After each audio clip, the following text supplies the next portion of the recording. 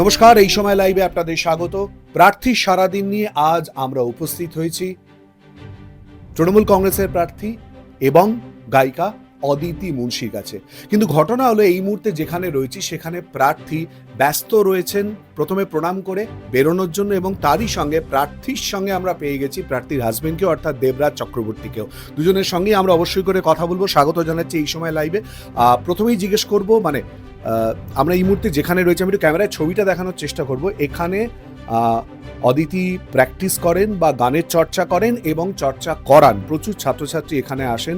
একদিকে মা দুর্গা, মা সরস্বতী, শিব এবং গোপাল তো রয়েছেন, অর্থাৎ বাড়ির যে আয়োজনটা তা একেবারে স্পষ্ট হয়ে যাচ্ছে। অদিতি, কি করে মেনটেন হচ্ছে পুরোটা? রাজনীতি, গান, দৌড়ঝাঁপ, প্রচার, কি করে? সত্যি কথা বলতে এটা আমারও জানা নেই, কারণ আমার মনে হয় যে যিনি দায়িত্ব দিয়েছেন তিনি সবটা করিয়ে নেন। আর যদি আমি প্র্যাকটিক্যালি বলি, তাহলে পরিবারের সাপোর্ট এবং প্রত্যেকটা মানুষের সহযোগিতা না থাকলে কোনো একজন মানুষের পক্ষে সম্ভব নয় সব কাজটা করা। এবং সবথেকে বড় সাপোর্টের মানুষ এখানে পাশে দাঁড়িয়ে রয়েছে। আর অবশ্যই তো আমার মা, মামনি, সবাই, বাবা। সব থেকে বড় সাপোর্টের মানুষের কথা যখন বলছে, স্বাভাবিকভাবে তার একটুখানি প্রতিক্রিয়া নিতেই হচ্ছে। অবশ্যই রাজনীতির সঙ্গে পুরোপুরিভাবে জড়িত, কিন্তু একই সঙ্গে অদিতি মুন্সিকে সাপোর্ট দেওয়ার জন্য এমন একটা সময় যখন আমরা জানি বাড়িতে ছোট্ট একজন রয়েছে, কি কি রকম চ্যালেঞ্জ সামলে অদিতিকে এগিয়ে দেওয়া, সাহায্য করতে হচ্ছে দেবরাজকে? একটা তো সত্যি কথা বলতে, এই ছোট্ট মানুষটাকে একদমই সময় দেওয়া হচ্ছে না। এটা কোথাও একটা গিল্ট ফিলিং তো আছেই, কিন্তু নির্বাচনী প্রচার একটা দায়িত্ব এবং সাধারণ মানুষের এক্সপেকটেশন, সব কিছু নিয়ে আমরা অবশ্যই একটু ব্যস্ততার মধ্যে দিয়েই যাচ্ছি। অদিতি এখানে 5 বছর বিভিন্ন ক্ষেত্রে একদিকে যেমন উন্নয়নমূলক কাজ, অপরদিকে সাধারণ মানুষের সঙ্গে যোগাযোগ একটা আপনজনের মতন করেছে।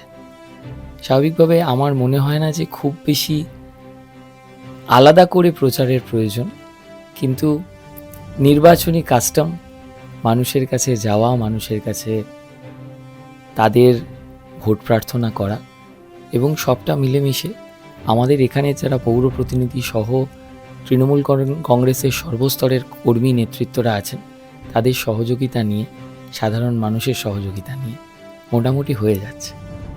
দুজনেই বলছেন যে সকলের সাহায্যের কথা। সকলের সাহায্য কিরকম ভাবে পাওয়া যাচ্ছে, প্রার্থী সারাদিনে কি করছেন আমরা জানাবো, তাই অবশ্যই চোখ থাকুক এই সময় লাইভে।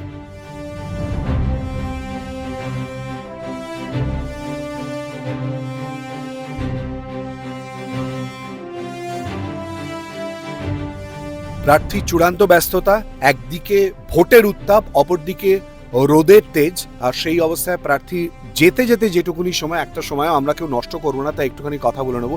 অদিতি, একেবারে রাজনৈতিক প্রশ্নে আসবো। কি মনে হচ্ছে, লড়াই সহজ, কঠিন, না কি মনে হচ্ছে? আমি না, আমার ডিকশনারিতে লড়াই এই শব্দটা নেই। আমি লড়াইটা বুঝি না। আর কারণ আমাকে দেখে মনে হয় না কি যে আমি লড়াই করতে পারবো। আমি লড়াই করি না। আমার কাছে একদম পুরো অন্য ডেফিনেশন। আমার কাছে রাজনীতি মানে কোটান কোট যে ট্রেন্ড দেখা যায় বা কিছু, সেইগুলো আমার কাছে নয়।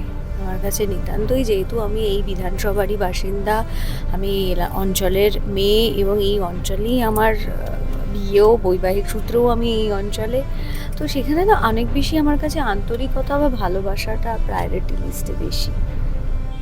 সব থেকে বেশি টাচ করছে কোন অংশটা?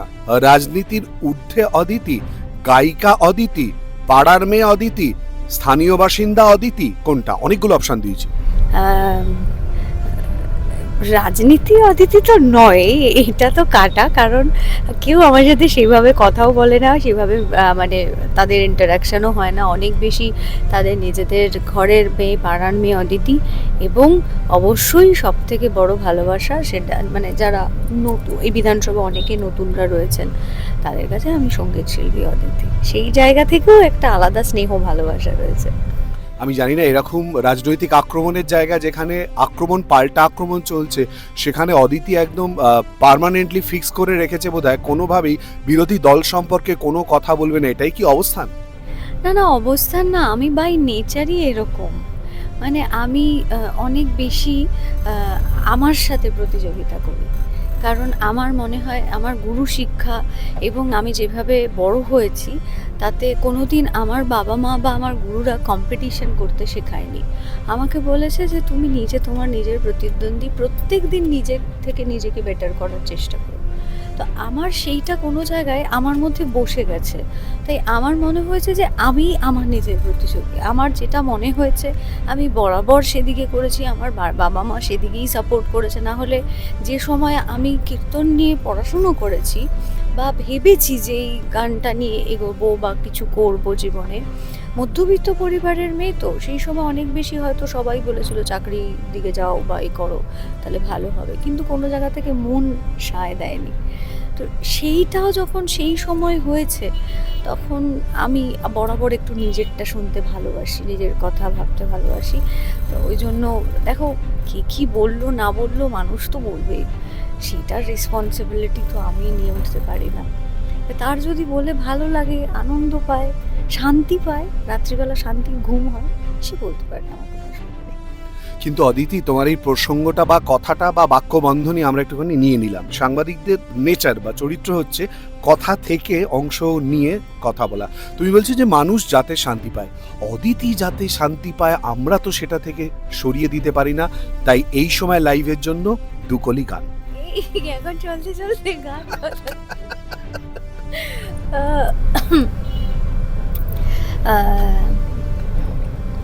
প্রভাত সময়ে সুচিরাঙিনা মাঝে গোরা চাঁদ নাচিয়া বেড়ায় রে, জাগনি গো সচি মাতা গৌরাইল প্রেম দাতা, জাগনি গো সচি মাতা গৌরাইল প্রেম দাতা, ঘরে ঘরে হরি নাম বিলায় রে, প্রভাত সময়ে সুচিরাঙিনা মাঝে গোরা চাঁদ নাচিয়া বেড়ায়।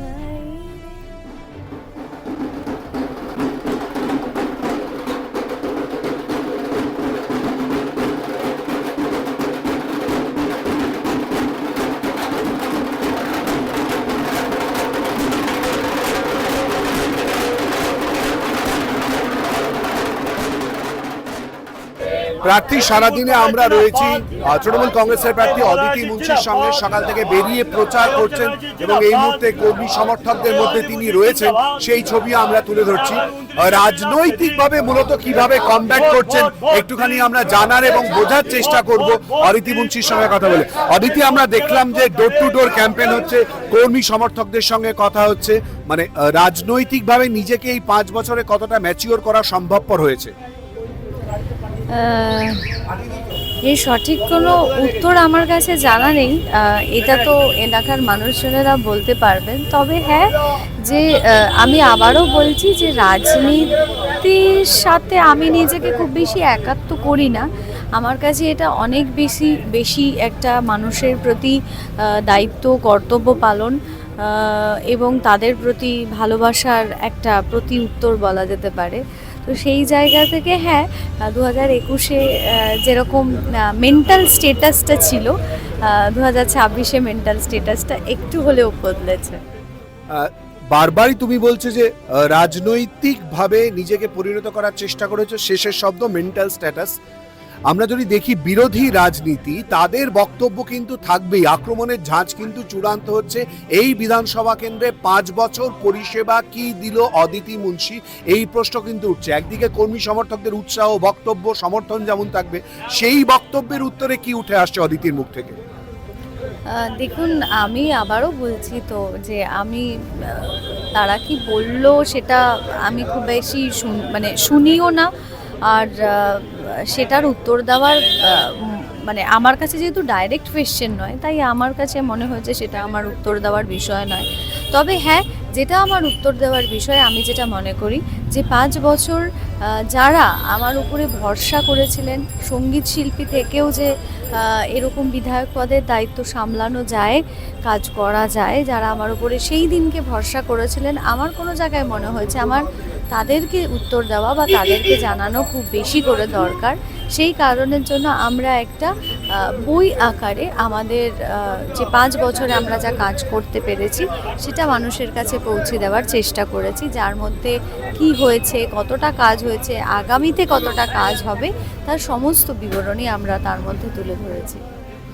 সকাল থেকে প্রায় 5 বার প্রশ্ন করেছি রাজনৈতিকভাবে কি কি কাজ হয়েছে, 5 বারই পরিষ্কার বলে দিয়েছে রাজনৈতিকভাবে কোনো বক্তব্যের ধারে কাছে ঘেঁষতে চান না, এবং বারবার করে বলে দিয়েছে এক তো সঙ্গীতের জগৎ অবশ্যই করে রয়েছে প্রাইম ফোকাস, 1 নম্বর ফোকাস, এবং তার সঙ্গে রাজনীতির কিছুটা ছোঁয়া তো রয়েই গেছে, মানুষের কথা, পরিষেবার কথা, সেই মানুষের কথা তিনি বলছেন এবং বারবার করে বলছেন কিন্তু পরিষেবা পৌঁছে দেওয়ার চেষ্টা করেছেন, কাজ করার চেষ্টা করেছেন, মানুষের উত্তর দেবে।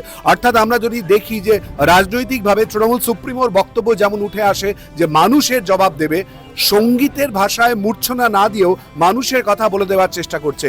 সারাদিন ধরে প্রার্থী কি করছেন তুলে ধরার চেষ্টা করব, বিশেষ করে ডোর টু ডোর ক্যাম্পেইন থেকে সর্বত্র বারবার করে কোন কোন ইস্যুকে নিয়ে আসার চেষ্টা করছেন স্থানীয় জায়গা থেকে, সেই বিষয়গুলো আমরা তুলে ধরার চেষ্টা করব।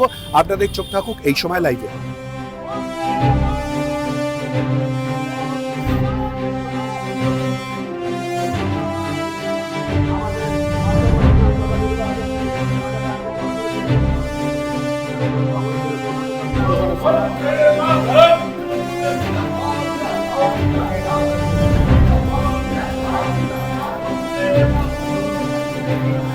প্রার্থী সারাদিন ধরে কি করছেন এবং তারই সঙ্গে কোথায় কোথায় যাচ্ছেন, সকাল থেকে রোজ নামচার মধ্যে কি পড়ছে, খাওয়া দাওয়া থেকে শুরু করে কর্মীদের সঙ্গে কর্মব্যস্ত জীবন, বিশেষ করে রাজনৈতিকভাবে সমস্ত চিত্র তুলে ধরার চেষ্টা করছি, সঙ্গে বাড়ি বাড়ি প্রচার। আর রোদ্দুরের ঝাঁঝ যতই চড়া হোক না কেন, প্রার্থী যে সারা দিন ধরে প্রচারে ব্যস্ত থাকবে সেই ছবিটাই কিন্তু তুলে ধরার চেষ্টা করছি এবং তা আপনারা দেখতেও পাচ্ছেন। প্রার্থী সারাদিনে এই মুহূর্তে তুলে ধরলাম অদিতি মুন্সির প্রচার এবং তারই সঙ্গে প্রার্থী সারাদিন কি করছে তারও ছবি।